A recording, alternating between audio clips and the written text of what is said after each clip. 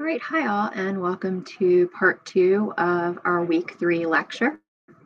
This lecture is going to take us into our next unit, Unit 2, which is going to focus on early attempts at government in America. Since we are starting a new unit, I just want to briefly review the objectives for Unit 2. Our focus tonight is going to be on objective number 1.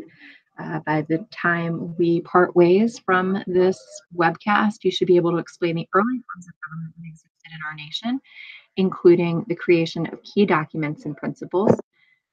Next week, we'll be taking a look at the challenges faced by the new nation and how the nation overcame them. And then the following week, we'll be taking a look at the rise of mass democracy and how that rise of mass democracy impacted the political, social, and economic values of the United States. With our new unit objectives, we also have our unit essential questions. So again, these are your next set of essay questions for test number 2. How and why the United States makes adjustments to their early forms of government to truly become a democratic republic, the challenges and triumphs the new nation faced in its initial years and how it responded, and the factors within the nation that led to the rise of mass democracy and how this rise impacted the political, social, and economic values of the United States.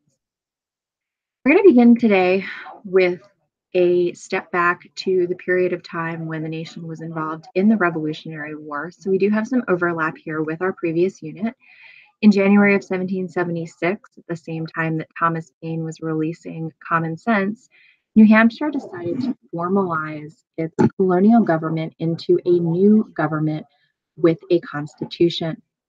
A constitution, by definition, is a document that sets out the processes and procedures of a government. And so, in doing so, New Hampshire was officially taking a stand against British rule and creating its own government. South Carolina followed 3 months later, and by May 10th, the Second Continental Congress urged each of the colonies to adopt representative governments put in place by constitutions. And so the other colonies followed suit. A national constitution was also recognized as a significant need following the Declaration of Independence in July of 1776.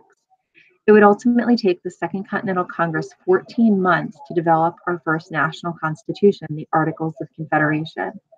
When the document was finally established, it essentially established a firm league of friendship between the states, allowing each state to keep its own unique identity, but to cooperate for items of defense, securing liberties, and other items of mutual welfare.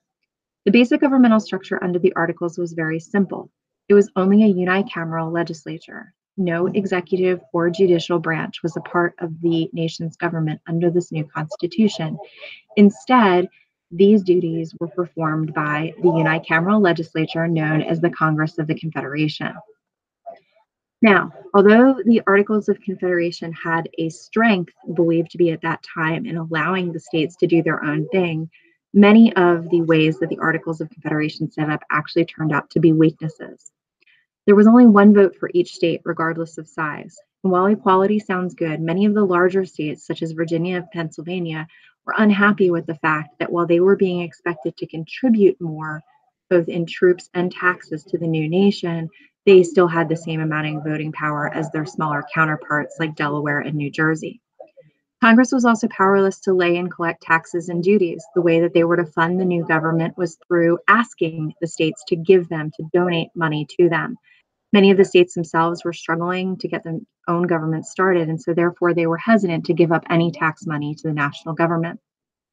Although Congress was supposed to be allowed to regulate commerce or at least settle disputes related to commerce, the lack of an executive to enforce this led Congress to be powerless to regulate both foreign and interstate between state commerce.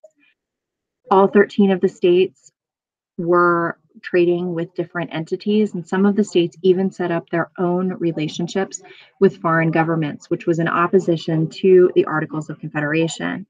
At one point, George Washington even goes as far as to say it's as if these 13 states were their own 13 separate nations, which would surely fail if they stood alone.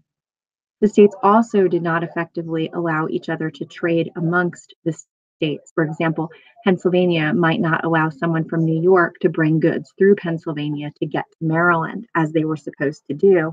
And because the Congress of the Confederation really lacked an executive to enforce the acts of Congress, this was not dealt with in a proper fashion. And we'll see how that turns out momentarily. There was also no national court system to make sure that laws were applied universally throughout the states. And the states also had to give up troops for a national army. Congress could not conscript troops. And that would be problematic because the states did not want to surrender troops on their own because they wanted to save them for their state militias. The only way all of these problems could be fixed was with an amendment, but getting all 13 of the states to agree was impossible. And during the era of the Articles, no single amendments were ever made. It was also very difficult to get the 9/13 majority required to pass laws, so very few laws were passed during this period as well. In the end, it ultimately comes down to the fact that the Articles were only a firm league of friendship. The Articles go into effect initially at the end of the decade of the 1770s, and for many years they go along fairly smoothly, but their weaknesses are going to come into sharper focus once the war ends. Although fighting ends in 1781, it's not officially over until the Treaty of Paris is issued in 1783, and British influence is largely removed from North America. At this point in time, a lack of a strong central government becomes problematic. I previously mentioned the diplomacy issues of the 13 states negotiating separately with foreign powers and a lack of military support due to the fact that Congress could not create its own army. There was also widespread currency chaos because even though Congress was supposed to be able to coin national currency, the states were all coining their own money as well. And this set forth issues with problems like inflation, which ultimately led to events like Shays' Rebellion, where Massachusetts farmer Daniel Shays rose up over repayment issues that he and fellow farmers were suffering due to inflation in Massachusetts.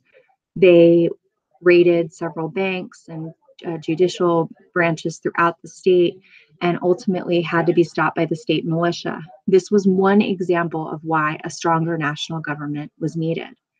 The last thing I want to mention here is the fact of trade conflicts. I previously mentioned that the Congress of the Confederation was supposed to be permitted to regulate trade between the states. However, the states were not receptive to this. It will be this last issue that would ultimately lead to the path to Philadelphia. In the fall of 1785, Virginia and Maryland were undergoing a dispute over the use of the Potomac and Pocomoke rivers that ran between the states. And the question was who had the right to control them for the purposes of trade. The two parties agreed to meet in Alexandria, Virginia, and soon moved the meeting to Washington's home at Mount Vernon. The negotiations were so successful of the states to join them on September 11, 1786, to have a national meeting in Annapolis, Maryland. Although only 5 states showed up to the meeting, it was successful, and they decided to try again in May of 1787, this time in Philadelphia. By the following year, 7 states had appointed nominees to attend the meeting in Philadelphia, and by February of 1787, the Congress of the Confederation officially asked all states to name representatives to meet in Philadelphia in May of that year. This would ultimately become known as the Constitutional Convention. At this time, please make sure you visit the Socrative for this week's short lecture. It also overlaps the lecture that you did prior to the last test, as well as corresponds with some of the reading that you will be doing this week.